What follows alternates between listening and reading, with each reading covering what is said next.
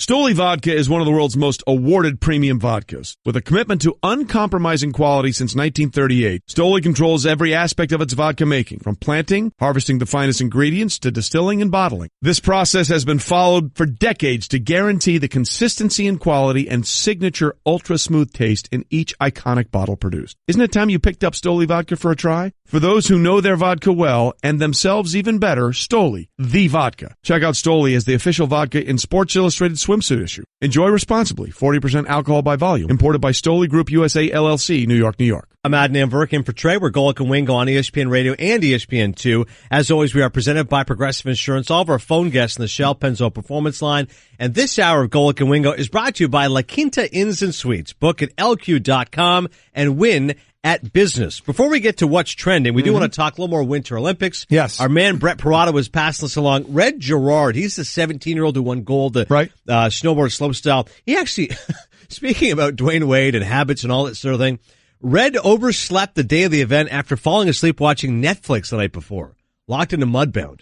Then he couldn't find his jacket, had to borrow his roommate's. Then goes out, wins gold, and was so excited he accidentally swore on live television. It's not shocking for a 17-year-old, is it? No, you're right. To be watching I mean, seriously, to be watching Netflix, lose your jacket. Right. I mean, are you kidding? Right. Always and then accidentally swear on national television. That sounds like a typical 17-year-old.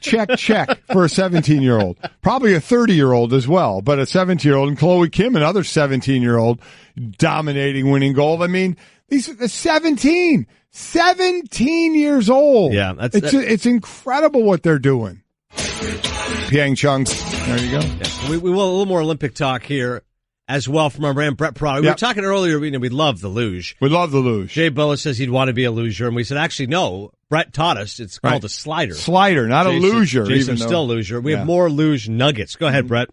Okay, so first off, made history this year. Chris Mazur, American, silver in the luge, first American male ever to medal in the luge. Right. That's huge. More on the singles. Historically, most decorated luge athlete of all time, not a German guy. What? Yeah, he's Austrian? An Italian who grew up like right on the Austrian border. His name's Armin Zogler. He medaled in 6 Olympics. Really? 6. Started at 20, finished at 40. Wow. His nickname was the Ice Blood Champion. The Ice Blood. Truly cold-blooded. That's a cool nickname. In a singles event in which you're not going against anybody else at the time, which is kind of funny. I would get that tattooed on my arm, though. I'm the Ice Blood Champion. Okay, so on to the doubles, which we love, obviously. Correct. That's where our heart is at. Doubles luge. Again, we're not making this up. You actually stack on top of one another. And for those who are curious, I needed clarification yesterday. It is one stacked on top of. They're not embracing each other going down. No, they're stacked onto feet first, laying on their backs. So the mixed doubles event is a little bit of an odd name because there are no women who compete in it. It's just men. But it's still called open mixed to doubles? women. Oh, so they have to call it mixed doubles. It's technically open to women, but women don't ever compete. But it's called mixed doubles. Yep, but it's 2 guys, always. There's no women's doubles event. It's mixed doubles, which is only men. So it's mixed doubles, but it's only men, and there's no women. Could just be called men's double or men's doubles. Like, no, just call it mixed. But they can't because women are allowed to be in it.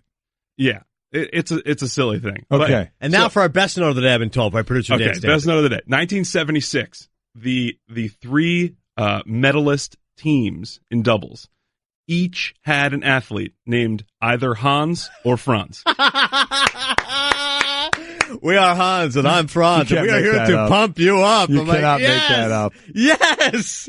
One more time, repeat that nugget. That's so good. 1976, every medal-winning team in the mixed doubles, which was all men, either had a Hans or a Franz on the team. Actually, 2014, both of the winners of the gold medal were named Tobias. Tobias? Yes. Bluth. Tobias Vendel and Tobias Arlt. Yeah, never nudes. Tobias, what was the second one? I thought you just like wearing cutoffs. A-R-L-T. Arlt. Arlt. I like guy's facial expression. Arlt. Oh, my gosh. Those are great luge notes. Oh, that's great stuff. That's good stuff. All right, now let's get to the news of the day as well. Do a little what's trending here. So since the Philadelphia Eagles won the Super Bowl last Sunday, and I'm wearing my Eagles Super Bowl championship shirt today for those watching on ESPN2, no Philadelphia team has lost, Mike, since Sunday. Sixers have rattled off wins against the Wizards, Pelicans, Clippers, and Knicks. And right now they're 7th in the Eastern Conference. Yeah. Flyers, huge. Haven't won since the days of the Broad Street Bullies. They've won 4 in a row, including a shootout win over Arizona on Saturday. Big win against Gerard Gallant, the Vegas Knights, Marc-Andre Fleury and company, 4-1 on Sunday. Philadelphia Freedom, crank it up. Everybody riding the high right now. How long does it last before it all comes crashing down? Because, it will at some point. It's just a matter of when. But for the 76ers, hitting the 7th slot right now, tied with Miami from a standpoint of games behind 7-8. So they'll be battling, I'm sure, for the rest of the season. But that's pretty impressive. You just keep winning. Ride that wave as long as you can. You agreed with Cliff yesterday that for Philly sports, Eagles would always be number one. Blue-collar town. They love football. Eagles had never won before. What do you think? And I understand it depends on which team is winning and all the rest of it. Which team with consistency is 2? Phillies won in 08. Flyers is a great hockey town. Sixers, of course, Dr. J. Iverson in 01. There's part of me that leans to the Flyers. Yes, hockey town. Really is part of me that leans to when I was playing there, I went to a ton of their games. Right, Lindros era? The era started when I was there. I remember sitting up in one of the boxes watching a game. Lindros was up there, and I was 18 years old. And this was the conversation when we were two athletes talking. He asked me what I benched. That is such a young hockey guy. Exactly right. What do you bench? And I was like, wait, what? What do I bench? You didn't realize this is a competition. Okay. Wow. We're going to do that now. Also, Warriors coach Steve Kerr, as we transition back to basketball, handing over coaching duties to his players in a win over the Suns. During a timeout midway in the first quarter, Kerr handed his clipboard to Andre Iguodala to run the huddle meeting. David West and Draymond Green also ran huddles. Players team, they have to take ownership of it, said Kerr. We were discussing earlier with Mike Jr., if you're the Suns, would you be upset? Jay Triano did a great job coaching Canada's national team, said he had no issue. Actually laughed, said I thought they ran better plays tonight for a reason. No, and nobody from the Suns complained Devin about Booker this. Said it was fine. And we had always, Mike and I, what we said earlier was that anybody who complains on the losing team in generality of something like this, worry about getting your butt kicked before you worry about the team that's kicking your butt. To be worrying about this. But Steve Kerr explained why he did this afterwards, and I don't believe one word of it. It's their team. I think that's one of the first things you have to consider as a coach. It's not your team. It's not Bob Myers' team. It's not Joe Lincoln's team, although I'm not going to tell Joe that. It's a player's team. It's their team, and they have to take ownership of it. And as coaches, our job is to nudge them in the right direction, guide them, but we don't control them. They determine their own fate, and I don't feel like we focused well at all the last month, and it just seemed like the right thing to do, and I thought they communicated really well together, and they drew up some nice plays, and it was a good night for the guys. God, I don't believe that one bit. I mean, he had to think of something to say. At some point, he knew he was going to be asked about it. Because you know what he couldn't say? Right. Well, we knew we were going to roll this team. We ended up rolling this team. It's a long season. I'm going to let the guys have a little bit of fun. I mean, that he didn't want to say, so that's what he came up with. It's their team. It's not my team. It's not it's their team. I mean, come on. Right. Come on. I guess I get it because you don't want to make it sound like, we knew we had a layup tonight, so we were just going to kind of have a little bit of fun on the bench. And we said earlier, Mike, nobody was upset. Well, Suns guard Troy Daniels did take exception. Just checking the story. He said, afterwards, asked if what Kerr did bothered him, Daniels replied, hell yeah. Then he took a direct shot at Kerr. It's disrespectful. I don't think it's hard to coach those guys, though, so I think anybody can do it. Went on to say Kerr's coaching message should motivate the Suns, etc. Who said that? This is Troy Daniels, the Phoenix Suns, who actually got into it earlier. He had a little skirmish actually with Barton the other day, Will Barton, the Denver guard, as well, who had disparaged the Suns on a podcast. So there was one player who did take exception. All right, Troy Daniels, he had himself 7 points in 21 minutes last night, 3 of 8 shooting, 1 for 5 from three-point land. Hey, Troy, all I got to say is worry about your own team, my man. Worry about your own team. You guys got your butts handed to you, and you're worrying about what they did over there was disrespectful. Yep. It may be the product you're putting on the court might be disrespectful. And I don't mean that to just you. I know what that organization has been doing, but give me a break. Just give me a break, especially on the pro level. Yeah. Man, you worry about yourself, man, not what somebody's doing to you. Why did they do it to us, and what could we do to have them not do it to us anymore? I guess he's saying, listen, it's been a bad year. You guys are rubbing it in our faces. Get over Mouse. it. Yeah. Get over it. Yeah, I hear you. Get over it, eh?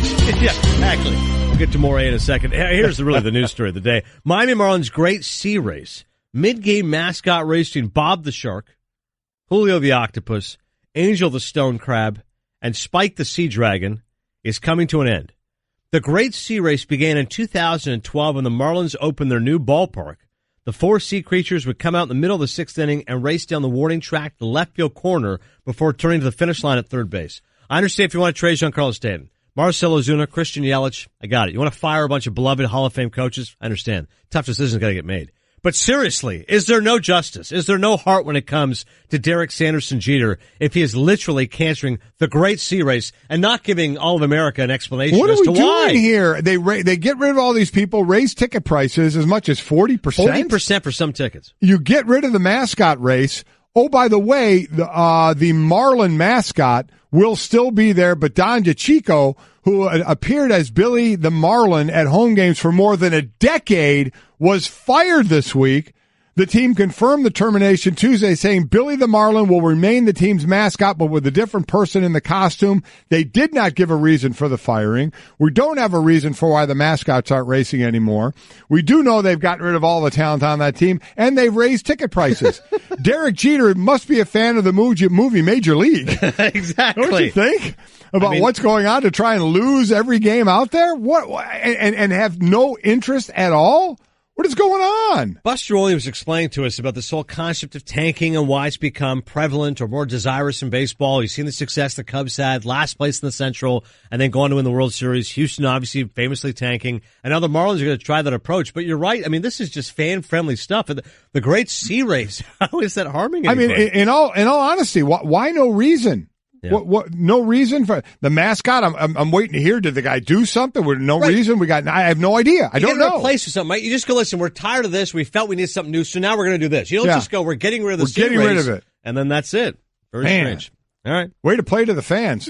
Good move. Golic and Winter reminding you to tune into college basketball action. Michigan State battling Minnesota. Coverage begins at 8:30 p.m. Eastern on ESPN Radio, ESPNRadio.com, and the ESPN app. I'm Adnan Burke in for Trey. It's Golic and Wingo on ESPN Radio and ESPN2. Try Trey, brought to you by Discover Card, who will match all the cash back new card members earn at the end of their first years. Learn more at discover.com/match. Limitations apply. So we did this earlier. I guess Trey didn't like this. Well, Trey, when Mike and Mike went for 18 years, and then Trey Wingo became my new co-host. So we did a thing called Try Trey, getting to know Trey. Sure. Trey didn't really, want to play along too much, but he did it. Okay. So we had some fun with it. All right. And then Jason did it. Was it Try Jason or Try Fitz? I don't remember. We did it with him. It was Try Jay. Yeah. So we did it with Jason Fitz. He played into it well with his music background. And so with you, instead of Try Adnan, since the Canadian background, it's Try A. And we did a bunch of questions. Really, the questions are good, but Jerry, who does all the bits now for the show, is asking the questions in what he thinks is a Canadian accent, which at times sounds Scottish. In your opinion, what's the biggest snub in the history of the Oscars? Moonlight won Best Picture! Try, eh? I mean, what accent is that? Let's try it again. In your opinion, what's the biggest snub in the history of the Oscars? Moonlight won Best Picture! Try, eh? That's more kind of English, right? Because England and Canada are part of the Commonwealth. Amazing. He keeps changing his accent. But the answer, of course, 1990, Goodfellas lost Best Picture to Dances with Wolves. Goodfellas is a movie that is... I did not like Dance with Wolves at all. And what was in it, about a 5-hour movie as well? I was about to say 3-hour movie, and it's got, good themes to it. But nobody in the last 28 years has said, I've got 3 hours. Let's watch Dances with Wolves. Yeah. Whereas how many times you're flipping channels, Goodfellas is on, even if it's edited, you're like, I can watch Pesci go off on these guys. Scorsese's direction, obviously De Niro, Liotta. Like Goodfellas is an eminently rewatchable film. Oh my Nobody's God. watching Dances with Wolves. Who was the guy? Kevin Costner. Kevin Costner. So obviously, if you want to get the whole, all his movies, you could have followed that up with Waterworld and been in great shape. Are you kidding me? I mean, Dances with Wolves is like the peak for him because he won obviously Best Picture Director. But you're right, Waterworld's a huge bomb. The Postman was terrible. Like he's awful. had some highs. But beating out Goodfellas, I agree. That was ridiculous. That was a monster movie. Big time Oscar snub. Outside of sports, movies, and wearing an outfit completely made out of denim, what's your number one interest or hobby? Try it!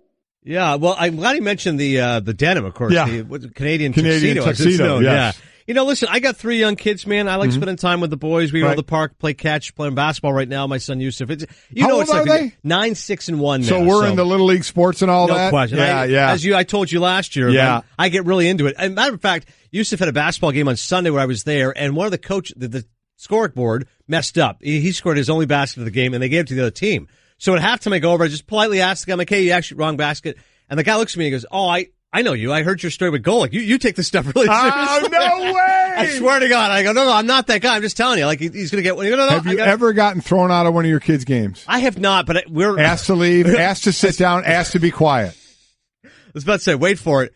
The team is currently 0-5. No, I'm not coaching. I can't take any responsibility for this one. Okay. So I will not follow my sword this time. So that's your passive aggressive way of ripping the coach right now. But I got to say, this game was our most competitive. So I was up. I was shouting, interested. You know, the other parents felt the tension. Interested. That's the word you use, huh? The guy who runs the league, or annoying. The guy who runs the league came over and goes, and he also goes, I heard you at Golic, man. I know how seriously you take it. I go, appreciate it. Thanks. Glad that story made the rounds. By the way, if you know how seriously I take it, you want to give us a few calls out there, Ref? Come on, seriously. I get travels all over the place. Oh, that is awesome. What's the biggest misconception about Canada? Oh, Canada. Try it. Jerry is just killing me. Are you, the nicest thing Americans always say about Canadians, people love our anthem. I used to work with Nomar Garciaparra, and he goes, and I think the Star Spangled Banner is great. In fact, Flyers, I prefer God Bless America, Kate Smith. Good point. But Americans always seem to love O Canada. I hate your anthem. Okay, fair enough. So you're the one who does not, because I was sort of curious how that goes. Biggest one is, of course, the cold. Everyone just goes, oh, what was it like growing up in an igloo? You know, did you have your own caribou? How cold was it? I'm always like, listen, Toronto is southern is more south than Minneapolis. Right. Like it's, you know what I mean? And we saw how cold it was in Minneapolis. Correct. Like, does it get cold? Absolutely. But it's not as bitingly frigid weather as people like to think. All right. Have you ever had any bad experiences because you're a Luddite? Like, say, for example, you didn't have Uber on your phone and you really, really needed it. Try it. Yes, of course, there's nothing. Explain some of this. I was going to say, this has nothing to do with Canada. This is just producer Dan Stanzik, who is the brains of Cinephile, utilizing that information. So I'm kind of an idiot with this stuff, Mike. I didn't have the Uber app. Right. And so normally when I'm in a foreign city, right, I go on the road for college football. Right. You know, the airport, yellow cabs are right there. Yep. Normally you're at a hotel, yellow cabs are there. But of course, if you want to go to a movie or something like that, yellow cabs aren't everywhere. So everyone's like, just get an Uber. But I was in Atlanta. I was there for the national championship, went and saw a movie. And afterwards I asked it's like midnight. I asked the theater owner, I'm like, yeah, anywhere I can get a cab? He goes, a cab? Like at this point of night? I was like, yeah. He goes like, no, like we're not. Like, what year is this? I'm like, well, no, I know it's 2018, but you're going to get a cab? And he goes, no, I mean, just get an Uber. I'm like, yeah, I don't have that. He's like, what do you mean you don't have that? I'm like, I know what it is. I've heard of it, but you don't have the Uber app? So it was awful. He goes, I can call a cab, but it's going to take a while. This is like calling a cab in like 1992. Yeah. Like it took 30 minutes to get there. Wasn't sure it was the right one. I've since downloaded the app. It's terrific. Anybody who's, I was going to say, it happened to you again though, in Park City, Utah, a few weeks later. Right. That I was in Utah and I didn't have it, and I had a bad abscess. I had a throat injury, and the guy was like, and I'm like, I gotta get back to my place. And he was like, yeah, it's okay. He goes, listen, it's all right, sir. Like, I've got great news. We have a Lyft right here. And I'm like, and he goes, the Lyft app, just use it. You have it on your phone. I'm sure. Like, he's like, oh, you're more of an Uber guy. I'm like, and he goes, you don't have Lyft or Uber. I'm like, can't you just call me a cab? Call a cab. No, he said, walk over the payphone and call yourself a cab.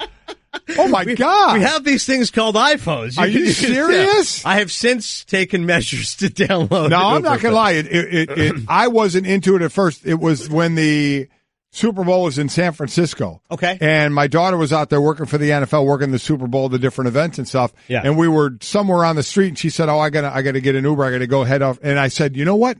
I don't have that yet. Set mine up." She actually set mine up on the streets in San Francisco. Right. Set up my Uber, got it all square, and I got my first Uber in San Francisco, and it is a dream. I was about to say life-changing. You got the driver, you got his phone number, you got ratings on him. Fantastic. You don't have to worry about a tip if you want to go that route. Yes, it's great. Oh my gosh. Pathetic. That is pathetic. But now I'm back in. I love Uber. I think it's great stuff. We got one more. Yeah, go ahead. What's the book you'd recommend to the most people in your life? yeah. Try, eh? I do love. Let's hear that laughing at him. What's the book you'd recommend to the most people in your life? yeah. Try, What's eh? the book you'd recommend to the most people in your life? Now we're going to like Northern Ontario, perhaps. More like God, Sudbury. It's unbelievable. I love because of movies, right? Easy Riders, Raging Bulls, which is about the directors of the 1970s. Great stories about Scorsese and Spielberg, Altman, Francis Ford Coppola making The Godfather. It's an awesome book, and I think a lot of people that I know would like. Yeah, I wasn't even listening. Yeah, I was going to say, that's when you glossed over and go, don't we go into break here? Wait, you were recommending a book? I'm out. Yeah. I lost you there. Yeah, whatever. Wait, you want more? Okay. Yeah, go ahead. What's the most embarrassing thing that's happened to you on the air? What up, player? Try, eh? Well, that's one of them. But I had when I was in Toronto, it was the end of the show, and I just started doing, I was our NBA guy at our station at the Score. Right. And In Toronto. In Toronto, yeah. Raptors at that time were terrible. And I finished up the show, and I said, all right, it's time now for the finishing move. And I love Olbermann. And Keith on his show on Countdown MSNBC would always end the show by rolling up a piece of paper and say, all right, good night and good luck, which is a nod to Edward R. Murrow, and he would toss it. So I go, all right, it's time. And I thought on the show, I go, all right, it's time now for a finishing move. I crumple it up. He goes, no, we're not done yet. I go, okay, not quite yet. We just have one more, and we do live looking. So let's just check back in on the Lakers game. And the amount, and this is like, Twitter wasn't really going that hard, but all the emails that I got, people like, hey, well, it's finishing move. And it's one of those often, Mike, you know this. You'd make a mistake, and you go, oh, it's not that bad when you see it. It was 10 times worse. It was horrible. You see a guy looking like he's going to be funny and cool, like, oh, time now for the finishing move. And, actually, we're going to go to the Lakers game. You got nailed. So bad. Oh, right. Like that. Russillo's like, if I could get video of that, I'm like, no, I think that has been expunged. Oh, I would love to see video on that. Anybody has video on that, we need that. We're going to tease yours. Most embarrassing moment on the air coming up later. I don't know. I can't think of one. We've got another 40 minutes. You got time. Whatever. We'll head to Oklahoma City next. New look Cavs trying to keep it rolling against the Thunder. Hey everyone, Mike Golick here. Support for the Golick Wingo podcast comes from our friends at Rocket Mortgage by Quicken Loans. Chances are you're confident when it comes to your work, your hobbies, your life. Rocket Mortgage gives you that same level of confidence when it comes to buying a home or refinancing your existing home loan. With Rocket Mortgage, you can apply simply and understand fully so you can mortgage confidently. To get started, go to rocketmortgage.com/Mikes. Equal housing lender, licensed in all 50 states, NMLS consumeraccess.org number 3030. I'm a robot vacuum cleaner, so yeah, I got one gig. I suck up dirt, so pardon my inferiority complex about Geico, who does so much more. Like, not only could they save their customers money on car insurance, but they got fast and friendly claim service too, and an award-winning mobile app. Plus access to licensed agents 24/7. Who am I kidding? I can't even do corners. Uh-oh, choking hazard. Popcorn kernels. Geico. Expect great savings and a whole lot more. Adnan Burke in for Trey today. We're Golick and Wingo on ESPN Radio and ESPN2. As always, we're presented by Progressive Insurance. All of our phone guests on the Shell Pennzoil Performance Line. Coming up 15 minutes from now, a story that can only be referred to as Pigzilla, plus a little more Winter Olympics conversation why Michaela Schifrin, big-time Olympic skier for America, going tonight. Right now, though, we turn our attention back to the NBA. Royce Young does a terrific job for us. He is our ESPN Thunder reporter, and he joins us now ahead of the big game tonight. Royce, I guess first and foremost, health is the question here because Westbrook and Melo both questionable with sprained ankles. What's the latest with both those guys? Yeah, and then both guys, yesterday they went through practice. The Thunder, it was a mostly non-contact practice since they have a back-to-back coming up. But that's a positive sign for them, likely to play. Quite honestly, I was surprised that Westbrook didn't play against the Grizzlies the other night. It seemed like he was healthy to go. Maybe it was pretty telling that they didn't quite need him against the Grizzlies. So, but tonight against the Cavs, a much different matchup. I would expect at least Russell Westbrook to be available to play.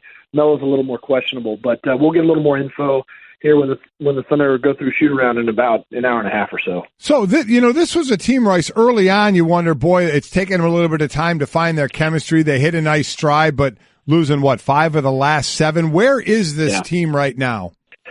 They're kind of in a weird spot right now, Mike. I think that what they've tried to kind of – they've had these weird peaks and valleys, like you said, and, right when it did seem like they had kind of figured it out, when they had kind of started to hit this, the potential a lot of people felt like they had. They'd won 8 in a row. They lose their starting shooting guard, Andre Robertson, a guy that's a legit candidate for Defensive Player of the Year, and he goes down with a season-ending injury, and it was really kind of in some ways back to the drawing board. And you might think, they should be able to overcome a guy that shoots 20% from three and 24% from the free throw line, but Robertson really meant a lot to them in terms of kind of how they played and allowed the big three to kind of do a number of different things. Paul George and Andre Robertson as a defensive tandem was about as good as it gets in the NBA. And so they kind of had to go back to the drawing board, and they've tried a number of different players starting at that position. They tried 19-year-old rookie Terrence Ferguson. They tried Josh Huestis. They tried Alex Sabrinas. They don't really have a great answer. They obviously didn't find anybody at the trade deadline that was able to step in. Maybe they'll find somebody. Tony Allen's a name that's popped up quite a bit. Maybe they can get somebody in the buyout market. But, they've clearly had an issue with that. And then I think the other thing, Mike, is that they struggle with complacency. I think that sometimes the Thunder think they're better than they really are. And when they show up and they play against the Warriors on national TV, when they play the Cavs tonight, when they play some of these big-time games, they show up and they beat teams. And they look really, really good. The problem is that then they'll turn around and they'll lose to the Lakers at home, or they'll drop games that they just shouldn't drop. Royce, Paul George hearing positive chants from Lakers fans, and the Thunder took on the Lakers. We all know what Los Angeles is doing here. They're clearing cap space. They're going to make a run at LeBron, at Paul George. What have you heard about the possibility of PG moving on after this year? Yeah, I mean, it's something that's on the table. But, I'll say this, that the Thunder have made a strong impression on Paul George. And more than anything else, I think that it's Russell Westbrook has made a strong impression on Paul George. And that was kind of always the Thunder's ace in the hole here. And, Westbrook, who clearly, as well documented, went through a pretty public and nasty breakup with Kevin Durant. I think that Russell has learned a lot himself about connecting and getting to know a teammate on a deeper personal level. And I think that he's really tried to do that with Paul George. And, as it comes up on it, where the Thunder stand today in February, their chances are better of signing Paul George today than they were back in September or October or November. They've really, they took the chance, and they knew it was a 1-year deal, and they were never going to get a free agency meeting with Paul George anyway. And so they took the chance to use a year to recruit him, and they put themselves in pole position to get Paul George to re-sign. Now, a lot can happen between now and then. There's regular season games to go. There's playoff games to go. Nothing's done until it's done. But the Thunder certainly have to feel a lot better about where things stand with Paul George. I don't think fans chanting at him is going to get a signature, but I do think that Russell Westbrook has really, really, really done his job here in terms of kind of being the ace recruiter for Paul George. Is everybody still kind of keeping it in perspective, or at least maybe not getting their hopes up, saying we still think this is a 1-year thing, even though they're 2-0 against the Warriors this year, and you hope against hope? Could you do something with them or maybe build in the future, but is it still, we only think it's going to be this year? Yeah, I think that's what the Thunder are trying to do, Mike. They're trying to kind of pump the brakes on it, but, they also kind of can't help themselves at times. It's hard not to kind of look down the road and think, man, you got Russell Westbrook locked up. If you could just lock up Paul George, everything that you felt like you lost when Kevin Durant left, you can kind of get it back. Paul George isn't Kevin Durant. It's going to be different.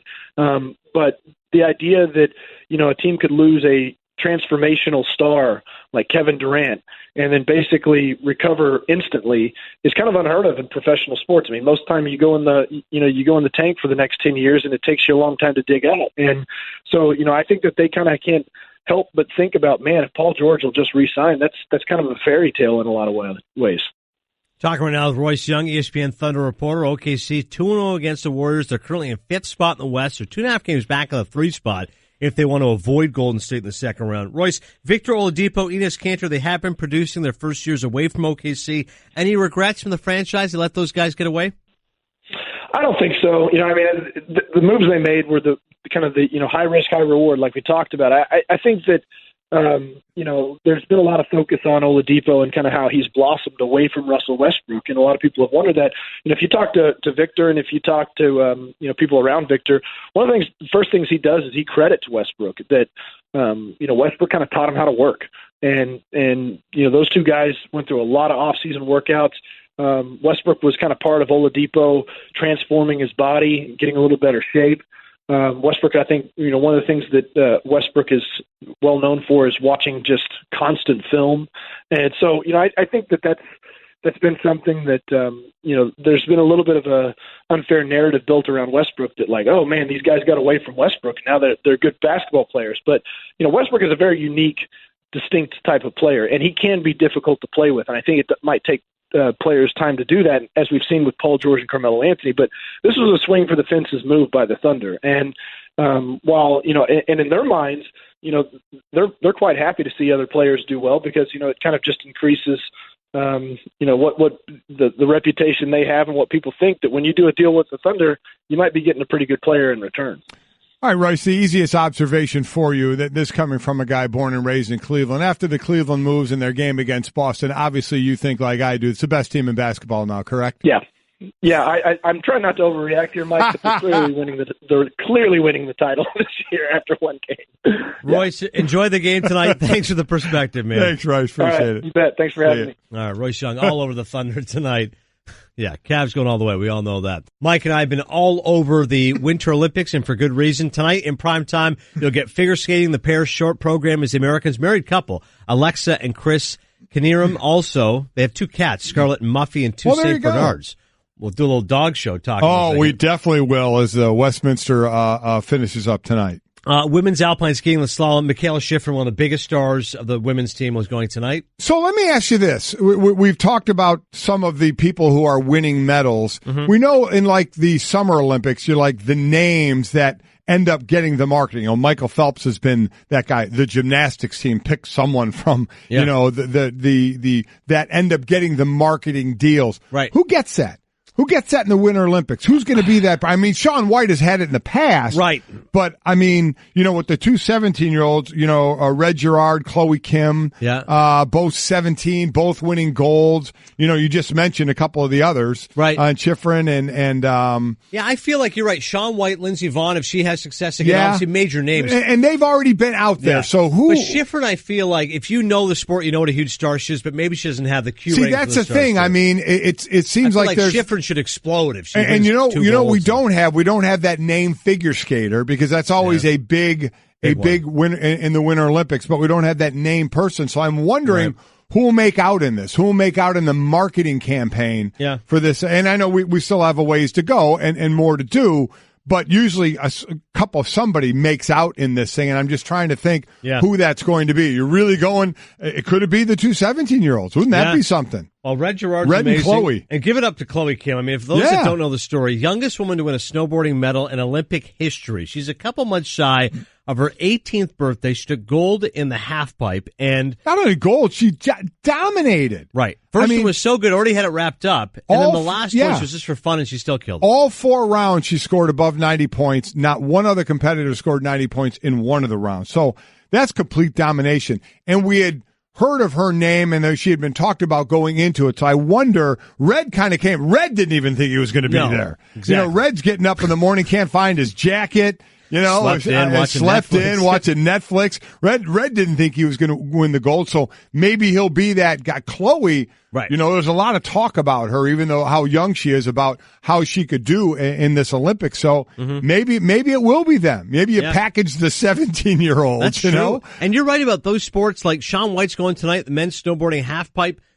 I don't want to say generation, but 10 years ago, people didn't really know what the heck that was, right? No. And the X Games influence, and now, of course, the millennials. It's huge. And Shaun White became a household name. Lindsey Vonn, a household name for years, from what she's done on the slopes. And let's see how she ends up. I mean, there's someone, who's been through some injuries as well. I want to say, going through injuries, just a quick thought again. Mark McMorris, you don't know this story, the Canadian who 11 months ago had a fractured jaw, a ruptured spleen, internal bleeding, multiple broken bones, and a collapsed lung.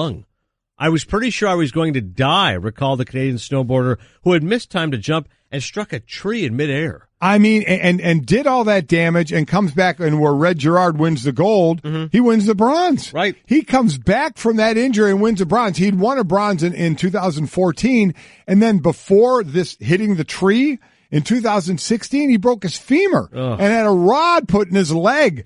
I mean, my God, the injuries he's gone through, it's been incredible. But, the stick-to-itiveness of it, and man, coming back from the rehab and getting back out, forgetting even rehabbing all those broken bones and everything, then going out and throwing your body through the same thing. Yeah. Putting yourself at that risk again, it's incredible, and then pays off with the bronze. Yeah, taking silver and bronze. Para also made history giving Canada its first ever double podium in an Olympic snowboard event. And you know that as an athlete, it's one thing to do the rehab, but that mental challenge of knowing what you just suffered and saying, God, I had a broken femur and I got to go out there and do this again and risk injury. I've always said, for athletes and injuries when they come back, you can go through the rehab, you can feel good, a doctor can give you the okay that you're good to go. Right. But man, that mental hurdle then of that first time of whatever is injured, in that case, multiple things injured, going full go on that particular leg, arm, whatever you're doing, that mental hurdle of doing that and saying, okay,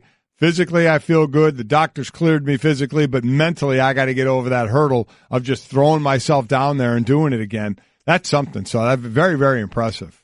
Also, which is very impressive, is Pigzilla. Parada was all over this, fist pumping when he heard this story. An enormous wild boar was caught on camera rifling through a garbage dumpster outside a school in Hong Kong. Yeah.